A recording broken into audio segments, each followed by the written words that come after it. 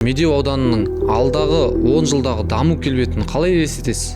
Қазіргі бас жоспарға байланысты Медеу ауданының Көкбазардың төмен жағында үлкен ғимараттар жоспарлануда. Ол жерде бизнес орталықтар және де көп қабатты үйлер жоспарлануда. Оқушылар шетелге грант ұтса, аудан тарапынан, білім бөлімі тарапынан қолдау бола ма? Мемлекет тарапынан қолдау болады. Енді бұл қазіргі жастарға қандай мүмкіндіктер мол? Мен жастарға айтатын кеңесім ең бірінші білім алу керек. Өміріңізде болды ма бір келеңсіз жағдайлар? Егер ата-анасын сыйлаған жас болса, ол еш жерде қателеспейді и жолы болады деп есептейміз.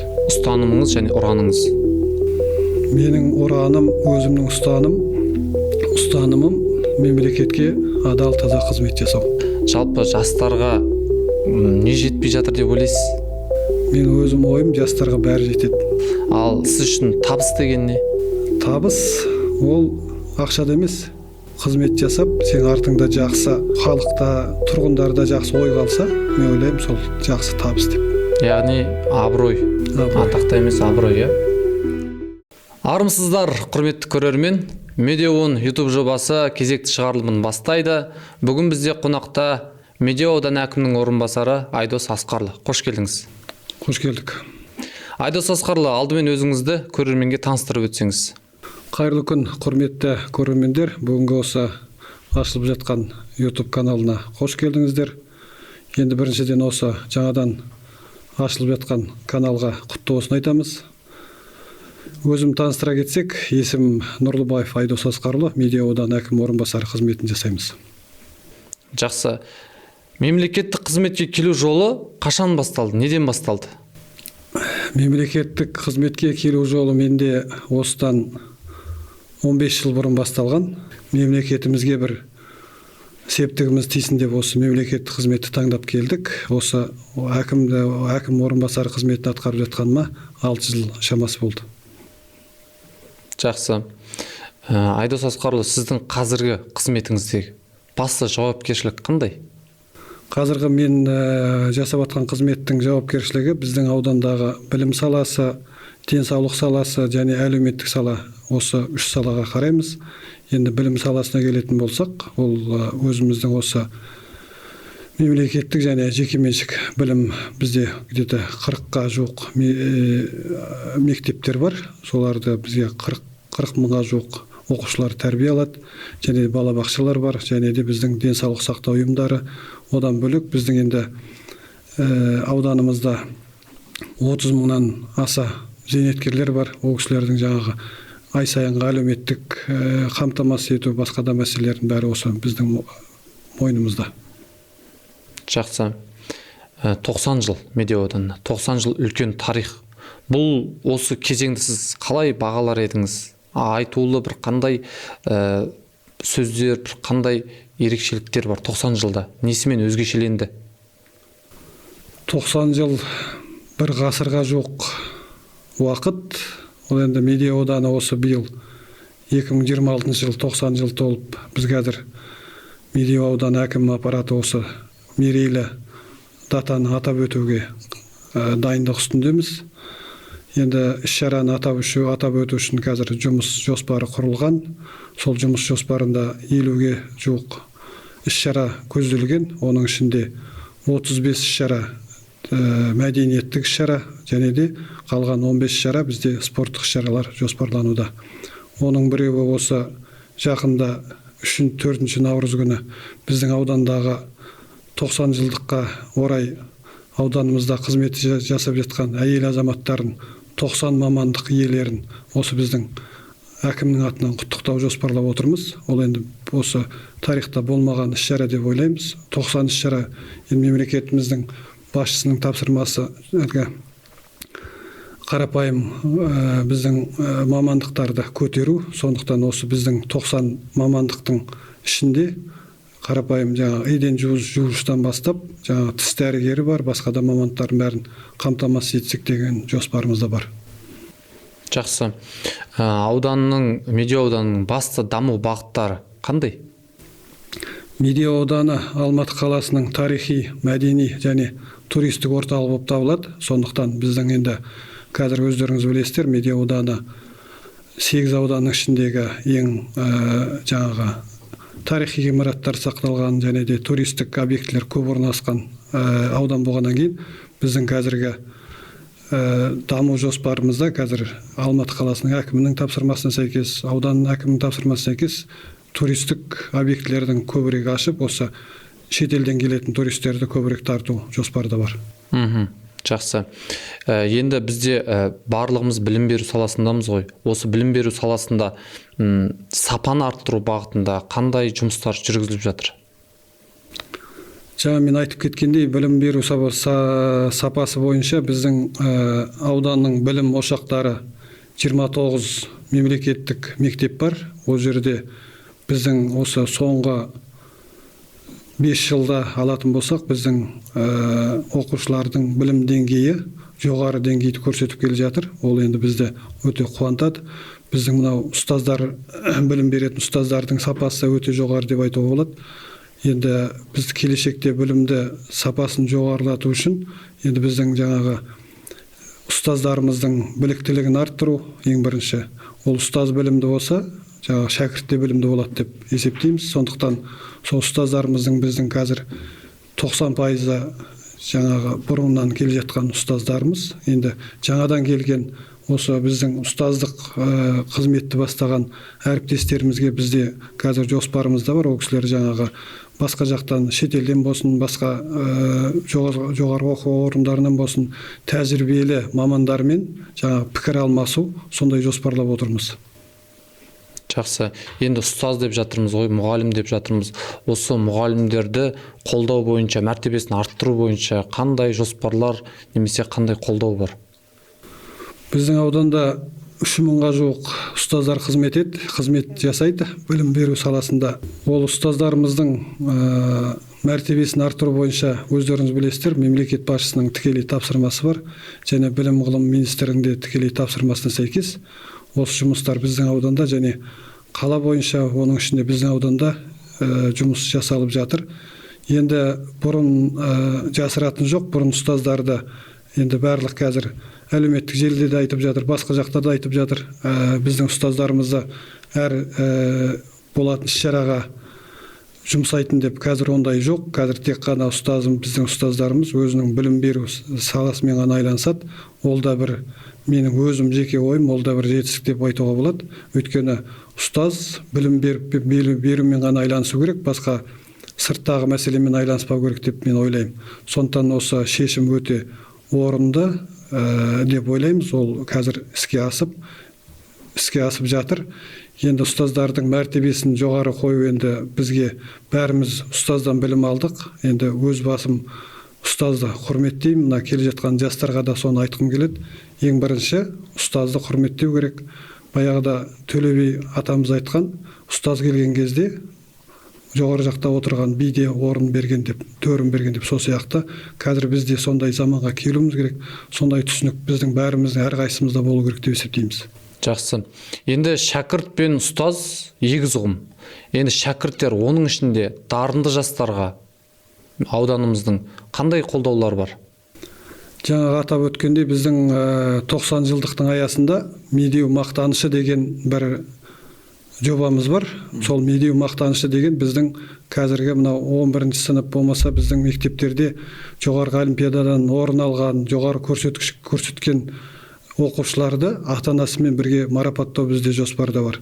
Енді әр ата-ана өзінің баласының жетістікке жеткеніне қуанады ғой. Сондықтан баланы жетістікке жеткізген бірінші жаңағы тәрбие, екінші білім берген ұстаз деп есептейміз. Сондықтан сол ата-анасымен қосып, жаңа балаларды марапаттау біздің жоспарымызда бар қазір. Жақсы. Бізде оқушылар шетелге грант ұтса, немесе стартап жобалары, яғни шетелге жолдамалса, біздің аудан тарапынан, білім бөлімі тарапынан қолдау бола ма? Енді ол мемлекет тарапынан қолдау болады.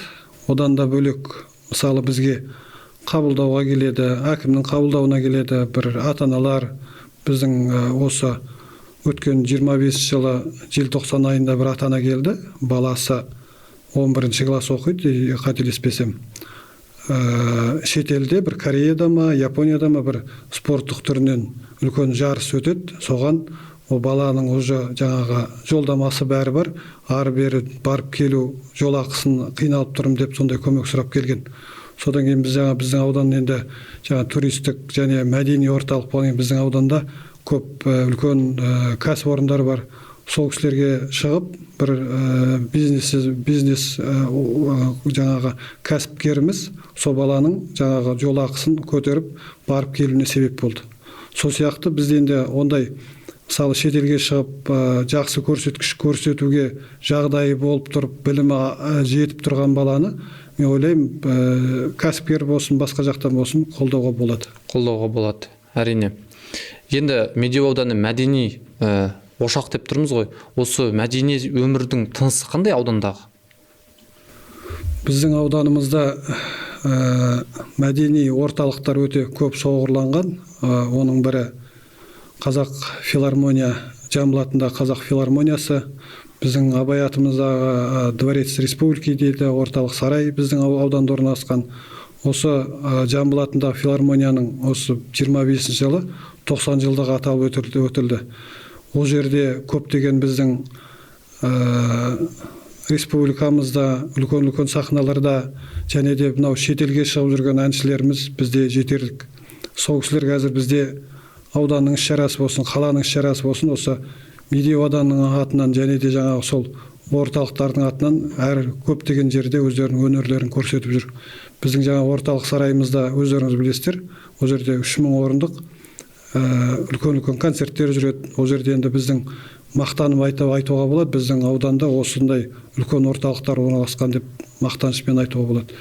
Ол жерде жаңа өнер көрсететін біздің әріптестеріміз үлкен жаңағы сахналарда жаңа қайталап өтейік. Жаңағы шетелдерге шығып жүрген үлкен біздің ағаларымыз, апайларымыз осы біздің ауданда қызмет жасап жүр. Керемет. Енді келесі Медеу ауданының алдағы 10 жылдағы даму келбетін қалай елестетесіз? Медеу ауданының келесі 10 жылдық дамуына келетін болсақ, ол енді өте қазіргі бас жоспарға байланысты. Медеу ауданының мынау жер үй дейміз ғой, мына Көкбазардың төмен жағында бір квадратта алып отырған жер үйлер бар. Сол жер үйлердің орнына үлкен ғимараттар жоспарлануда. Ол жерде бизнес орталықтар және де көп қабатты үйлер жоспарлануда. Және де біздің ауданның енді бір ерекшелігі орталық болғаннан кейін бізде орталықта мынау білім саласына білім ошақтары тапшы. Сондықтан сол орталықтарда сондай үлкен осындай бір жаңа келешек мектептерін салсақ, сондай қазір жоспарға кіргізіп, соны жоспарлап отырмыз. Келешекте 10 жылда мен ойлаймын біздің ауданда осындай келешек мектептерінен тағы бір 5-6 мектеп салынып, және де қазір өздеріңіз білесіздер, мынау биыл 2025 жылдың аяғында өте үлкен жұмыстар атқарылды көріктендіру бойынша. Мынау Пушкин көшесі, Макатаев көшесінен Райымбек даңғылына дейін бір жақта жол мәшие жүретін жолағын жауып, адам жаяу жүретін жолақ жасады. Ол енді біз қазір осы наурыз айында соның Алмалы ауданында қазір өздеріңіз білесіздер, Арбат деген демалатын орын бар. Сосы жаңағы Пушкин көшесін, Макатаев көшесінен Райымбек даңғылына дейін осы былтыр іске қосылған жаңағы көріктендіруден өткен участокты біз Медеу ауданының Арбаты деп ашсақ деген жоспарымыз бар. Ол жерде енді барып көрсеңіздер, өздеріңіз ол жаңағы айттық, Медеу ауданы Алматы қаласының ішіндегі 8 ауданның ішіндегі ең туристік орталық деп айтамыз. Сондықтан сол жаңағы жасалған көріктендіруден шыққан участокте бізде қазір күніне 3000-ға жуық адам өтуде, жаяу адам. Оның ішінде где-то бір 20-30% туристер келеді жерге. Және де айтып өту керек, осы жаңағы айтқан участокте бізде орталық мешіт орналасқан. Жаңағы Вознесенский собор дейді, 28 панфиловшылар паркі орналасқан. Сол бойында бізде қазір туристер өте көп келеді. Сондықтан осындай біз жаңағы өзіңіз сұраққа байланысты біздің келешекте осы біздің Пушкин көшесі, және де мынау Құрманғазы, Достық көшесі, және де мынау Назарбаев даңғылы, Абай даңғылы, соның бәрі осындай бір жақсы көріктендіру жұмыстары жоспарлануда. Жақсы. Демек, Медеу ауданының өзінің жеке Алматыға, жалпы Алматыға ортақ Арбат сияқты жеке Арбаты болады. Бұйырса оны ашылуын осы 21 наурызда жоспарлап отырмыз. Жақсы, керемет. Енді осының барлығы әрине жастар үшін, ұрпақ үшін. Енді бұл қазіргі жастарға қандай мүмкіндіктер мол? Сіз жастарға қандай кеңес айтасыз? Мен жастарға айтатын кеңесім ең бірінші білім алу керек. Қазір біздің мемлекетіміздің басшысының осындай берген, қалай айтсақ болады, көмегі десек, қолдауы десек болады. Қазір қандай мынандай келешек мектептер ашылып жатыр. Мынау деген бір өте мүмкіншілігі өте зор деп айтуға болады. Осы жастарға қазір тек біздің айтарымыз білімді болу керек, білім алу керек. Білім алса, ол ертең ол қандай да мамандық болса, егер білімді маман болса, қазір барлық жерде сұраныс бар. Ол жерге жұмыс та табылады, бәрі табылады. Қазір енді бір азаматтарымыз жұмыс жоқ деп айтады. Мен айтушы едім, Алматыда жұмыс бар. Алматыда жұмыс істеймін деген адамға жұмыс табылады. Білімді азаматтар көп болса, біздің мемлекетіміздің келешегі де жарқын болады деп есептеймін. Жақсы, керемет. Қазіргі жастарға сіздің сөздеріңіз сияқты бір мотивациялық қолдау көп жетіспейді деп ойлаймыз. Енді сіз өзіңіз жастарға өз өмірлік тәжірибеңізден өткен бір мотивациялық қандай сөз айта аласыз? Сол сіздің сол іс-әрекеттеріңізге қарап оқушылар, жастар үлгі алатындай. Өміріңізде болды ма бір келеңсіз жағдайлар? Мен жастарға егер жолым болсын, өмірде өз жолымды табам деп есептейтін жастарға ата-анаңды сыйла деп айтар едім. Егер ата-анасын сыйлаған жас болса, ол еш жерде қателеспейді и жолы болады деп есептейміз. Жақсы, керемет. Сіздің өз өмірлік ұраныңыз қандай? Ұстанымыңыз және ұраныңыз? Менің ұраным, өзімнің ұстанымым мемлекетке адал, таза қызмет жасау. Жақсы. Ал сіз үшін табыс деген не? Табыс ол ақшада емес. Табыс ертең бір жерге барып бір жақсы қызмет жасап, сен артыңда жақсы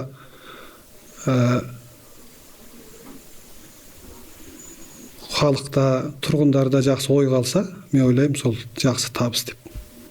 Яғни абырой. Атақта емес, абырой, иә? Жақсы, рахмет. Енді демалысыңыз сіздің қалай өтеді жалпы? Жұмыстан бөлек? Енді шынымызды айтсақ, біз мына мемлекеттік қызметте жүргеннен кейін көп демалыста жоқ қазір. Сенбі, жексенбі жұмыста боламыз, басқа енді мүмкіншілігіне қарай отбасымен бірге өткізуге тырысам демалыста. Енді таза ауаға шығу керек. Енді отбасымен бірге демалысты өткізіп, сол отбасыңмен жаңағы балалардың ойында не бар, балалардың жоспарын тыңдап, ертең не істейді, және де келешекте қандай жоспарлар бар, соны бөліскенге не жетсін. Ол қазір енді жұмыс деп, тіршілік деп жүре берсек, ол да болмайды. Отбасына көңіл бөлу керек. Сондықтан енді бос уақытта сол отбасыма көңіл беріп, отбасымен бірге өткізгенді қалаймын. Жақсы. Өзіңіздің ұлыңызға немесе қызыңызға дәл сіздің орныңызда отырғаныңыз қалар ма едіңіз? Сіз жасаған жұмысты жасауға былайша айтқанда келісім беретін бе едіңіз? Мен енді отбасыма келетін болсақ, менің 4 балам бар. Қазір оның Құдайға шүкір кәмелеттік жасқа толған. Біреусі қазір мектепте оқып жүр. Қалған үшеуі осы мемлекеттік қызметке келген. Енді біздің отбасымызда отбасында қандай әңгіме болады, сол балаға сол тәрбие болады ғой. Біздің отбасында мынау жұмысты айтамыз, басқа да мәселені айтамыз, сондықтан олардың таңдаған жолы осы. Мен енді оған қарсы болғам жоқ, оны қолдап отырмыз. Жақсы. Қазіргі жалпы жастарға не жетпей жатыр деп ойлайсыз? Сіздің көзіңізше, көзқарасыңызда бар ма сондай бір жетпей жатқан, осы жастарға нақты керек осы мәселе ау деп? Менің өзім ойымша, біз енді жас болдық, студент болдық, оқыдық. Сол кездегі жетпей жатқан дүниенің бәрі қазір бар. Мен өзім ойым, жастарға бәрі жетеді. Мүмкіншілік бар. Мемлекет барлық мүмкіншілікті беріп жатыр. Соны дұрыс пайдаланып, дұрыс жолға түссе, жастарда бәрі бар. Иә, ол жалпы тәрбие жағынан басқа да мәселелерден бір тыс қалған жастарға не айтатын едіңіз? Тәрбие демекші, енді өздеріңіз білесіздер, білімсіз алған тәрбие, тәрбиесіз алған білім, ол білім емес дейді ғой. Адамзаттың қас жауы дейді. Сондықтан ол бірінші тәрбие деп ойлаймыз. Үйдегі тәрбиеден де басталады, әлгі отбасынан басталады дейді. Сондықтан үйде дұрыс тәрбие беріп, жаңағы дұрыс жолға салып, дұрыс көзқарас болса, ол жаңағы сол тәрбиеден кейін алған білім де, істеген қызметі де елге, жаңағы мемлекетке пайдасы тиеді деп ойлаймыз. Жақсы, рахмет. Енді сіз өзіңізден кейінгі өсіп келе жатқан өскелең ұрпаққа бір ауыз өзіңіздің өмірлік тәжірибеңіздегі бір ауыз сөзбен бір жылы лебізіңіз, батаңызды берсеңіз, сонымен біздің YouTube жобамызға, арнамызға бір керемет бір тілегіңізді білдірсеңіз, сонымен бүгін шығарымды қорытындылайық. Келешек ұрпаққа енді айтып кеттік қой біз. Енді менің тілегім, еліміз аман болсын, жұртымыз тыныш болсын, Қазақстанымызда тек көркейіп, осы Қазақстан тек мынау дамыған үлкен мемлекеттердің арасына кіріп, үлкен бір жетістікке жетіп, ол жетістікке жетіп даму үшін білім керек, даму керек, оқу керек. Сол мынау келе жатқан менің мынау артымыздағы келе жатқан өскелең ұрпаққа мен тілейтінім осы тек отбасыларына амандық, дендеріне саулық, одан кейінгі ең бірінші білімді болса екен деп тілеймін.